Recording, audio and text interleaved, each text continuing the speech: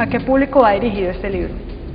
Pues yo creo que todo el que se interese por el tema del cambio social, de las utopías, sí, de cómo cambiar el mundo, ¿no? La sociedad, que fue el interés, digamos, de la revolución, o el sueño que alimentó la revolución, ¿no? Poder ser todos iguales, poder despojarnos del egoísmo, de hacer cosas juntos, mejores para todos.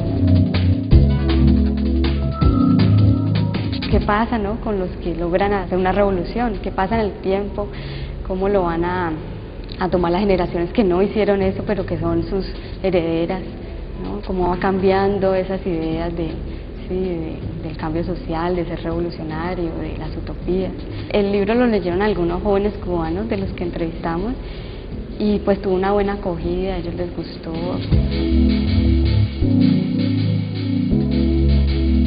¿Cómo ven los jóvenes cubanos el presente y el futuro de su país?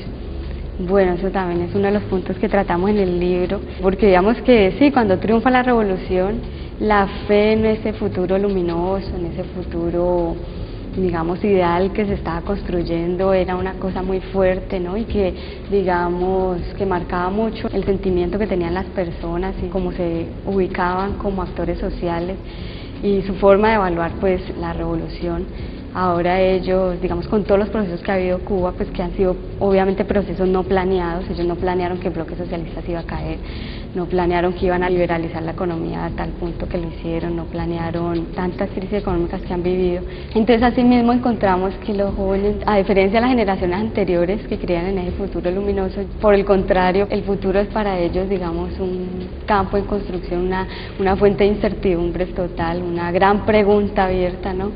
Ellos no tienen ni idea qué va a pasar con el futuro, ya no están presentes esas grandes narrativas que ayudaban a entender el pasado, a mirar el presente y a leer el futuro cómo sería, esas grandes narrativas pues del socialismo, ¿no? de la teoría del comunismo, de que hablaban del hombre nuevo, ¿no? De que la historia pues era una cosa científica, ¿no? Que se iba a dar por unas etapas y eso obviamente pues con todos los cambios que han vivido, ¿no? Con todas las frustraciones que han tenido, con todas las sorpresas que les ha traído pues también la misma historia, ellos ya no creen tanto en ese futuro luminoso. De hecho están un poco en contra de ese sacrificio que les sigue pidiendo la revolución, ¿sí? Como individuos, ese llamado, digamos, cotidiano a las tareas de la revolución para construir ese futuro ideal. Ellos ya no creen tanto que va a llegar, ¿no? Ellos vieron cómo sus padres se han sacrificado, ¿no? Se han sacrificado sus vidas en esas tareas, se han sacrificado como individuos en sus sueños personales y ellos ya, digamos, cansados un poco de eso, no quieren, digamos, seguirse sacrificando, ¿no? El futuro ya debería haber llegado para ellos, ese futuro luminoso, entonces, digamos, ya están buscando un poco esas opciones más individuales, ¿no? Que se corresponde también con los procesos de individualización que ha vivido la isla con todos estos cambios económicos y sociales que hacen que la población ya no sea para nada homogénea y que gracias a la crisis pues tenga que buscar muchas medidas que son de corte individual, ¿no? Del tipo sálvese quien pueda, pues que no tienen tanto ese proyecto colectivo, sino son individuos buscando estrategias para ver cómo pueden sobrevivir a esa dura realidad pues cubana que les ha tocado vivir. ¿La revolución cubana es una revolución fallida? Digamos que en el libro no abordamos esa pregunta de esa forma, porque encontramos que casi todas las producciones que hablan sobre Cuba, ¿no? O son, digamos, justificando el proyecto socialista, o son criticándolo y tratando de acabarlo. Digamos, no quisimos caer en ese campo de fuerzas porque además nos parece que es un campo de fuerzas polarizado más por intereses políticos que queriendo realmente acercarse a la realidad cubana, a escribirla, a entenderla, que fue pues lo que nosotros quisimos, ¿no? Es difícil hablar de que una revolución sea fallida o no, pues porque reconocemos que muchos de los errores de la revolución que los jóvenes critican, que los jóvenes son los que más ponen de manifiesto, ¿no? Pues son errores que, digamos, uno no sabe si otro gobierno, digamos, también los hubiera cometido. La historia, digamos, trae sorpresas que la gente nos espera, que los gobiernos nos esperan. Estamos hablando de seres humanos, ¿no? Que no todo el mundo tiene esa claridad, pues, y esa visión para hacer las cosas de una forma perfecta, clara, coherente, que sabemos que son errores que es imposible que un proceso social de este tipo, digamos, no cometa. Entonces, digamos que no quisimos por eso mismo como juzgar la revolución, ¿no?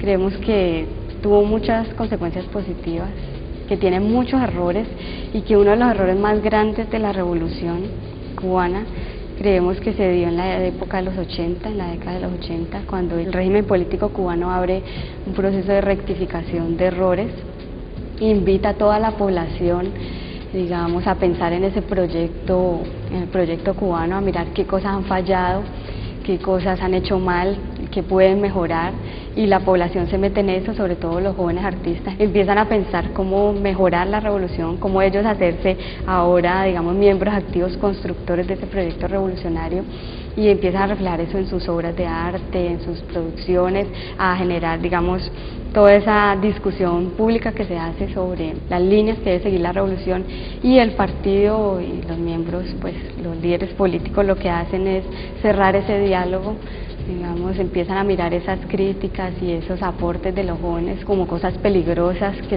pueden ser usadas por el enemigo para acabar con la revolución. Entonces se cierran ese diálogo, no permiten el relevo generacional, no permiten que esas nuevas, digamos, visiones, esas ideas de los jóvenes que están queriendo aportarle a la revolución pues se materialicen, se concreten en propuestas y en un relevo de élites políticas, que los jóvenes puedan ahora, digamos, hacerse cargo de ese proceso. Entonces, digamos que desde ahí nosotros los denominamos como que surge un bloqueo generacional, ¿sí? Que los jóvenes no pueden realmente aportar, las instancias que hay de participación de los jóvenes realmente se vuelven muy formales, esquemáticas, rígidas, entonces eso crea un cierto freno a la revolución, digamos, hace que se pierda una oportunidad única, una oportunidad preciosa de renovar esa revolución. Entonces, ¿cuál es la herencia que dejó la Revolución Cubana para las nuevas generaciones? Encontramos en las entrevistas y en toda esta exploración por la juventud cubana unos jóvenes bastante educados que hablaban de autores, de libros, digamos que eso entendemos como un logro de la revolución, un nacionalismo de todas formas, un orgullo patrio, que el cubano donde esté extraña a su patria, pues que no necesariamente tiene que ser por la revolución, ¿no? Pero que la revolución de todas formas nace de un espíritu nacionalista y siempre trata, digamos, de fomentar eso, de fomentar la identidad, el nacionalismo. Notamos que eso es un aspecto muy marcado en los jóvenes y que quizás las nuevas propuestas que hagan, si logran hacerlas, ¿no?, algún día, van a seguir apreciando ese tipo de logros en la cuestión social que consiguió la revolución. Vimos que aún son, digamos, muy apreciados los logros en la salud, en la cultura, la educación, vemos que son cosas muy apreciadas de todas formas, así critiquen, sí, que no haya trabajo, que no sé, que haya que hacer filas, que no consigan las cosas.